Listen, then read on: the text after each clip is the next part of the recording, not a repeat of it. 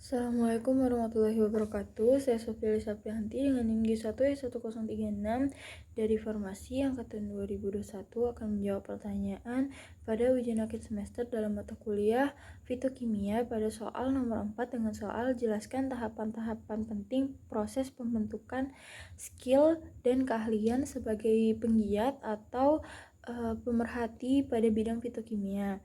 Nah, jawaban saya adalah saat ini kan sebagian besar dari populasi manusia itu mengandalkan tanaman obat untuk sifat preventatif dan juga kuratif mereka. Nah, dari WHO sendiri, mereka memberikan pernyataan bahwasannya obat tradisional itu masih digunakan untuk mengobati berbagai penyakit dan hampir dari 70% populasi dari manusia di muka bumi ini masih mengandalkan pengobatan menggunakan obat tradisional. Nah, tingginya permintaan untuk obat-obatan itu sendiri yang begitu banyak, maka pengembangan daripada senyawa-senyawa dari tumbuh-tumbuhan itu penting dan juga menjadi vital yang secara teratur diproduksi oleh industri dan dapat menghasilkan peluang kerja bagi para ahli di dalam lapangan ini. Nah, selain itu juga meningkatnya penerimaan keragaman kimia produk alami ini sangat cocok untuk menyediakan perancah inti untuk obat-obatan di masa mendatang.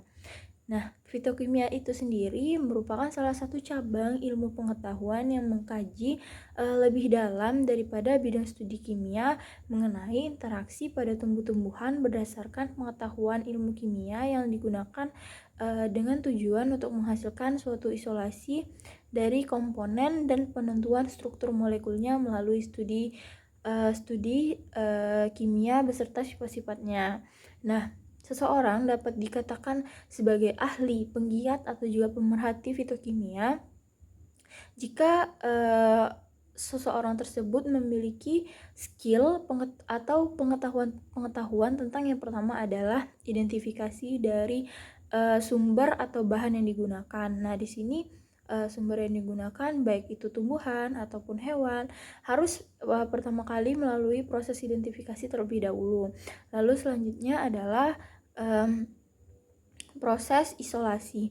Nah, isolasi sendiri yaitu mengetahui dengan pasti satu senyawa apa yang paling menonjol daripada sumber bahan tersebut.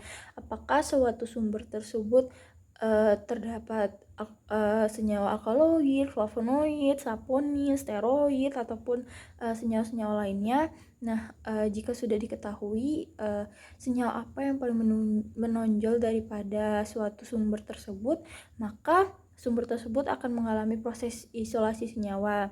Nah, tujuannya dari isolasi senyawa ini sendiri untuk mengetahui dengan pasti kandungan yang paling banyak dan yang paling banyak terkandung di dalam suatu bahan tersebut. Lalu seorang ahli fitokimia itu harus memiliki pengetahuan tentang karakterisasi daripada produk-produk alam, baik itu tentang tumbuhan, hewan, mineral, dan lain sebagainya. Nah, setelah produk yang berasal dari sumber-sumber tersebut dipastikan menunjukkan suatu potensi kuratif, maka suatu produk yang direkomendasikan tersebut dapat dirancang untuk menjadi bahan obat-obatan atau juga bisa digunakan untuk pendekatan klinis. Lalu pada akhirnya bahan tersebut akan diproduksi dan ditangani oleh suatu industri farmasi. Berikut jawaban saya. Wassalamualaikum warahmatullahi wabarakatuh.